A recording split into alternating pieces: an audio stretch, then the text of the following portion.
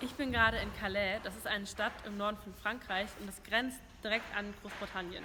Die Situation hier ist folgende. Es sind hunderte Geflüchtete hier in Calais quasi gestrandet, die weiter nach Großbritannien fliehen wollen. Das bedeutet, dass hunderte Leute, darunter Kinder, Frauen, aber auch Männer, Familien, hier auf der Straße schlafen müssen. Und bei so Temperaturen draußen schlafen zu müssen, ist halt absolut gefährlich.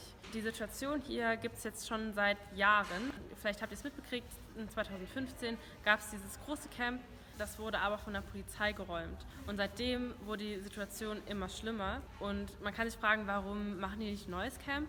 Die Polizei hat gar kein Interesse daran, dass sich Strukturen bilden, die irgendwie hilfreich wären. Was die Polizei macht, ist, dass sie wirklich brutal mit krassester Polizeigewalt, Schlagstöcken, Tränengas gegen die Geflüchteten vorgeht und jeden Morgen Zelte räumt. Das heißt, wenn irgendwie an irgendeiner Lichtung Leute ihr Zelt aufgeschlagen haben, steht morgens um 5 Uhr die Polizei da vor Ort und macht alles kaputt und nimmt teilweise auch privates Eigentum mit, wie zum Beispiel Handys, was natürlich auf einer Flucht das absolut Schlimmste ist, was man jemandem antun kann. Und das passiert hier jeden Tag, seit 2016 das Camp geräumt wurde. Und das ist mitten in Europa, gar nicht so weit vom Tagebau Garzweiler weg. Man fährt vielleicht so 4 Stunden, dann ist man da.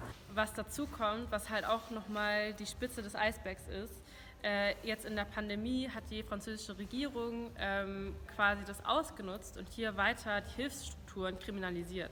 Was bedeutet kriminalisieren?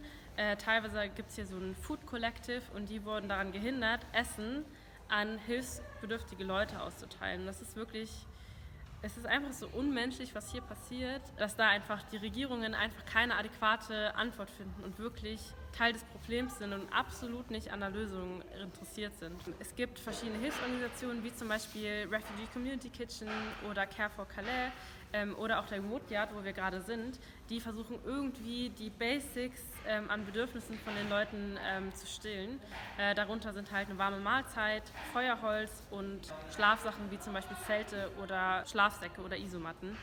Wir sind hier von der Seebrücke Vulkaneifel. Solidarität muss halt praktisch werden. Wir haben halt gedacht, okay, in der Eifel gibt es viel Wald, es gibt viel Holz.